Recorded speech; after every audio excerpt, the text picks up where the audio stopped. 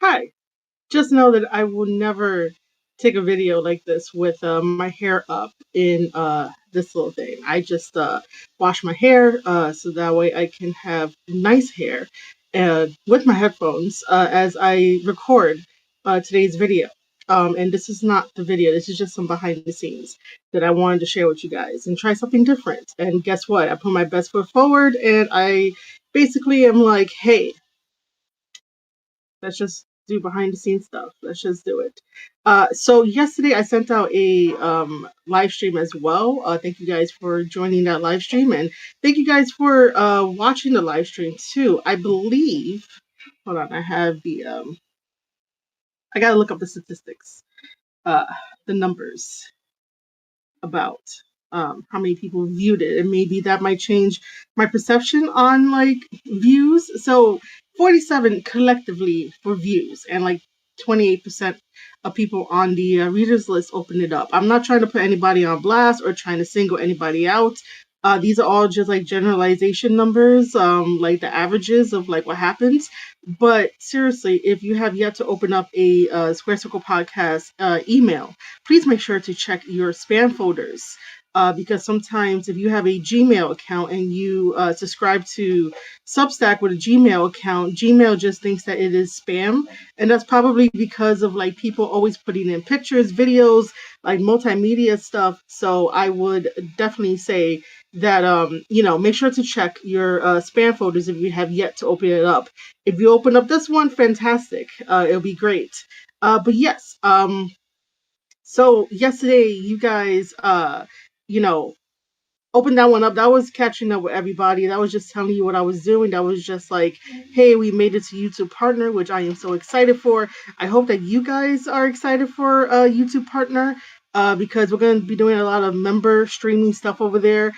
With Substack, the Square Circle podcast Substack does have a paywall.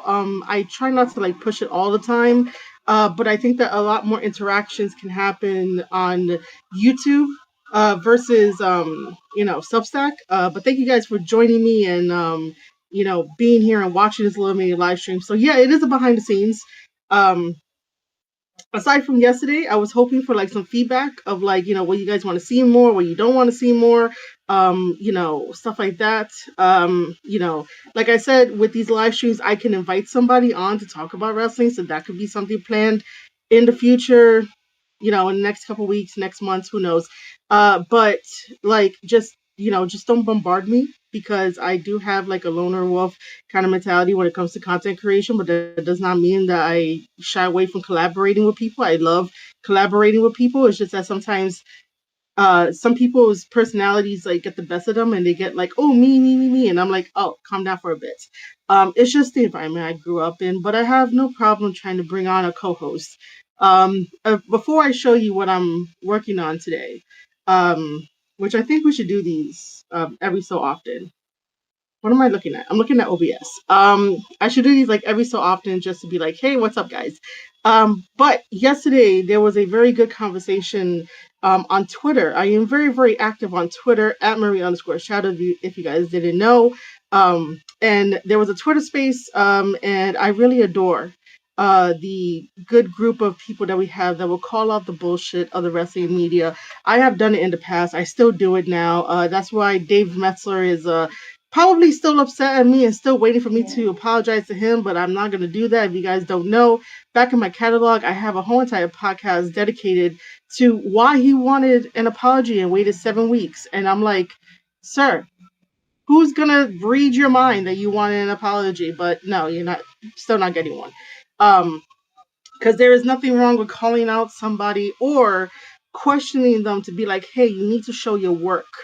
I have shown my work in the past with whatever I do when I cover New Japan Pro Wrestling, but like, you just gotta show your work in order for you to still like be credible and have people like, come uh, come at you. Come at you is not what I was thinking, but like be with you and stuff like that. Other than that, during the Twitter live space, we had a very good, healthy conversation. There was a lot of people in that room that had a very good, high IQ. Jimmy Corderas also joined us in that room, and we were just talking about how the minions of the wrestling media, the ones who get easily attached to their favorite. Wait, hold on. No, hold on. I gotta do it this way. Journalists, when they get attached to them, they are all like, hey, they said this, so therefore it is true. If AEW on Max got 1 million viewers, then that means it's true. And it's like, no, it does not mean it's true. 1 million people are not watching AEW on Max. You want to know why? You want to know why it's not like believable? Because nobody really talks about Max like that. Nobody talks about like HBO on Max. If you have a subscription to Max, then you have a subscription to Max, right? The no one is really hungry to get a subscription to Max versus getting a subscription to Netflix. So, like, think of it this way: Netflix had a string of just like bad shows, bad press, bad commentary. Therefore, people were like, I'm going to unsubscribe to Netflix. The moment that the news broke about WWE going to Netflix, their numbers and subscriptions increased, which is a positive. So that means that Netflix did the right thing and got back the lapse subscribers that decided to leave Netflix and go somewhere else. They got them to resubscribe, and then they got new subscribers on top of that. Right? That makes sense. Max. Max is very stagnant with their subscribers. So therefore, it's like you guys did not get anybody new, because you could also look at the cable numbers, because for some reason AEW is still on cable. If AEW felt so strongly that they are the competition to WWE, why are they still on cable? Even though they have a contract, I think Warner Bros. Discovery could have did something to where like they could have buy out the contract, so that way Max could get them fully on their network, if that makes sense. Like that happens in business too, where other businesses buy out the stuff and be like, hey, I think it's time to like switch and fully dedicate them to a streaming service. But because AEW still shows up on cable television, the numbers that are reflected on the cable doesn't really kind of like reflect on the streaming services, because you would think that sometimes they'll go over to the streaming services. But I just don't think like 1 million people all of a sudden found AEW Dynamite on Max when no one talks about Max. Everyone talks about Netflix more. So like it's really hard to believe that there was 1 million on there. So we're talking about that in the Twitter space. And then we're also talking about the wonderful work that Switchblade, who is a Twitter handle account on Twitter, did fantastic work. And everyone is calling him out, calling him names, and basically saying that like, oh, this line doesn't make sense. These are all fake numbers. How'd you get this? And then these same minions will go and remind him that AEW is an LLC. They are a private company and that nobody knows their numbers. Newsflash. I was saying that because Uncle Dave over here, it's like, oh, they're gonna be the second most profitable company ever. They make this amount of money, they got this, they got that. We text each other because we're besties. I was the one that kept telling people through and through that because AEW is an LLC, Dave Metzler don't know numbers. All the other journalists don't know numbers. Therefore, I was saying it and I was calling it way before anybody else wanted to accept it. But because a citizen, a regular citizen that decided to do a whole entire like thread and mock up of public numbers and educated guesses to where we can sit around a nice little table and discuss it like adults, because we're like always trying to find some type of conversation about ratings. And I know a lot of people don't like ratings, but if you want to know the business side of things, it's bound to happen. We do the same thing with like other sports and other like TV shows. However, just because Switchblade is a citizen and is a regular person like you and I, and he doesn't have any stake in the pro wrestling game or to be a wrestling journalist. Um, so basically, yeah, sorry, somebody text messaged me. So it's kind of a little like unfair that the minions will now start to repeat things that I have been saying, other people have been saying, but then they push back against us. And it's like, man, um, the one person that decided to show their work and be like, all right, if Dave wants to talk about this and have all these numbers, and if other people in the space, meaning the wrestling journalists, have all these numbers, let's put it to the test. Let's have a conversation. Let's have a mock up of everything, and let's talk about it. But no, it's kind of sad that when you ask the experts to show their work, they don't do it. They're too lazy to do it. But when you decide to do it on your own as a regular person that just wanted to do it and have the information readily available, whether it is true or not, because again, numbers fluctuate, and mathematicians and scientists always talk about different types of theories. And you're like, why did you mention them? It's because they always go in one of their rooms and start doing equations and being like, hey, we got to figure out what X is equal to and how do we get there. That's exactly what Switchblade did. The only problem is that Switchblade is a citizen, and people don't like it when regular ordinary people decide to show up the journalists who are being lazy, the wrestling journalists who are being lazy. So we had a wonderful discussion. I tried to let everybody speak. I was co-host. I filter through. I try to make sure that other people got their stuff in. There was some first-time speakers that I've never really spoken with, and they were fantastic.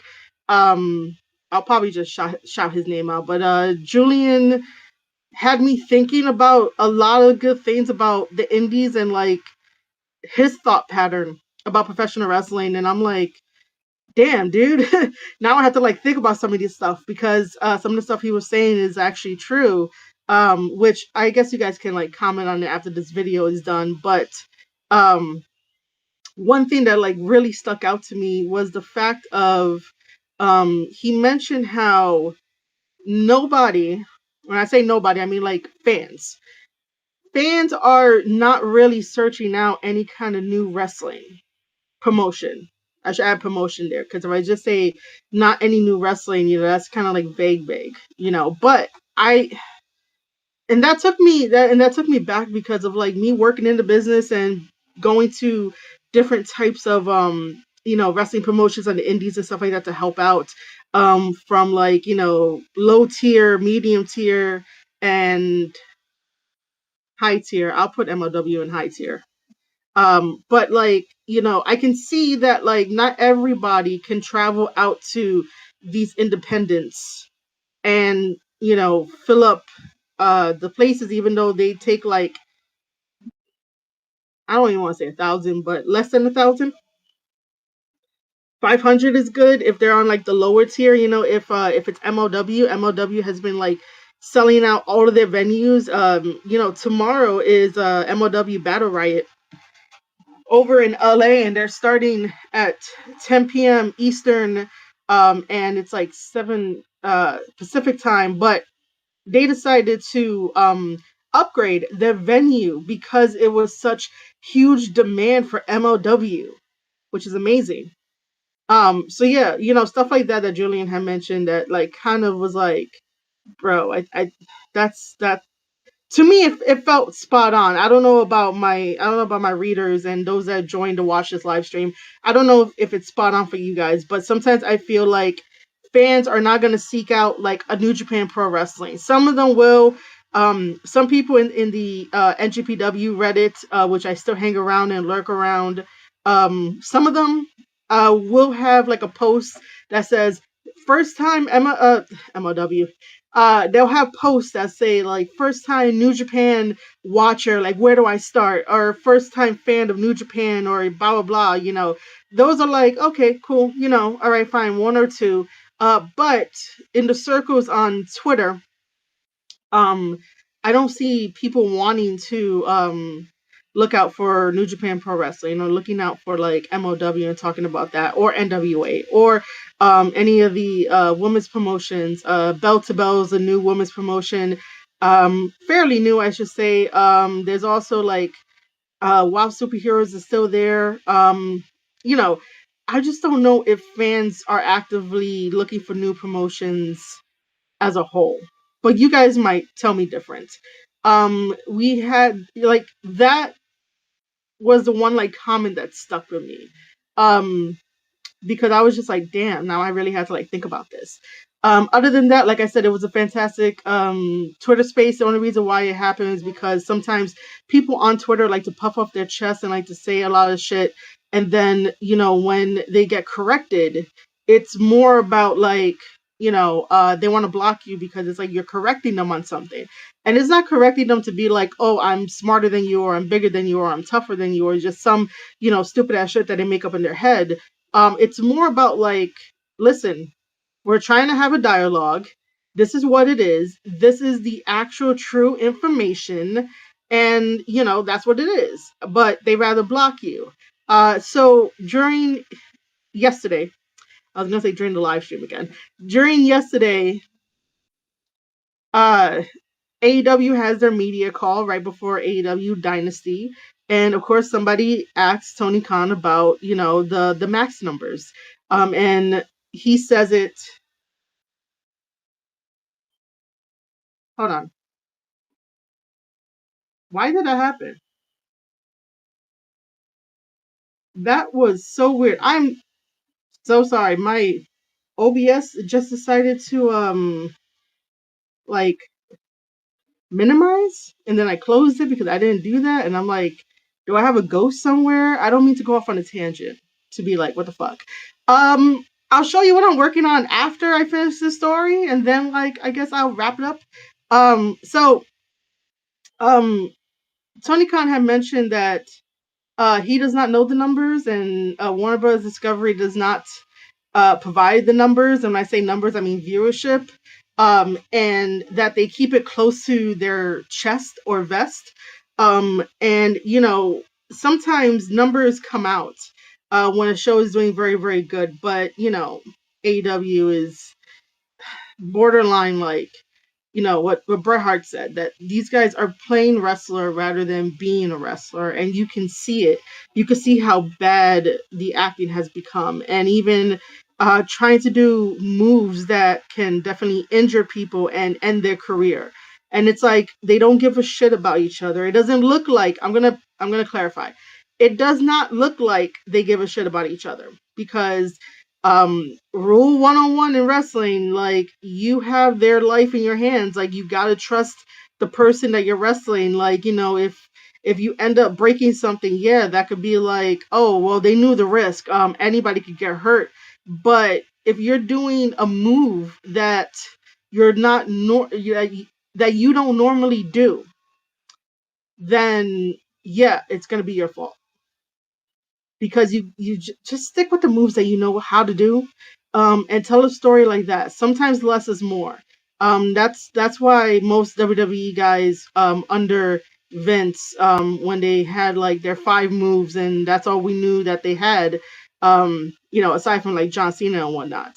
And people were very limited in their move set. It's because they were wrestling so many days out of the year, that your body is basically like, oh my god, it's under constant stress. Whether that is the traveling, the way you're eating, the way you're dieting, you might miss a day with like your strict diet, and your body can like be like overstressed. Working out, missing workouts, having to go like 0 to 100 in a ring, and you're like using your whole entire body, your body gets stressed.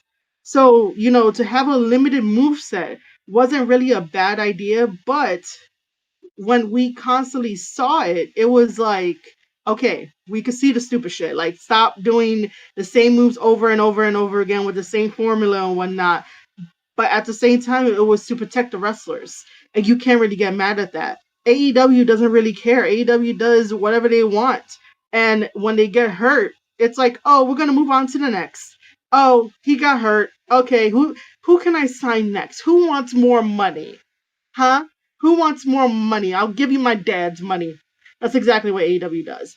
Okay, aside from all of that, let me bring back up my OBS, right? Because that was a little scary of like it just minimizing on its own. It could have just been the mouse. Like the mouse could have like this thing right here could have like hit something to bring it down. Or, my OBS just didn't, like my little rant. So I am going to try. Okay. So this is what I'm doing. This is what I'm doing. I am going to be reacting to Stephanie's Places. Now, like I said in the previous live stream, even though Substack right now is moving towards, and look, you can see me in the camera. Even though right now, Substack is moving towards a real REEL, so reels, as in like IG reels and TikTok and stuff like that. They're moving more towards that kind of base, right? For their viewership, for people to sign up and whatnot. So I don't know how well views are, even though yesterday you guys brought up the live stream to 47 views after the fact. So what I'm gonna do is that Stephanie's Places, once this video is done and complete, I will give you guys a summary. The full video will be on YouTube, youtube.com/Square Circle Podcast, and also Fourth Wall, which is basically Patreon, but I like Fourth Wall better, as membership options. So over on YouTube, you can get a membership for $1.99 and or $9.99 to support the channel, to support me. But unfortunately, I will not be uploading the video up on marieshadows.substack.com as a video to view, because this is going to go behind a paywall. And I know that I have paywall options on Substack. It's just that video numbers, I just look for video numbers for it to be increased.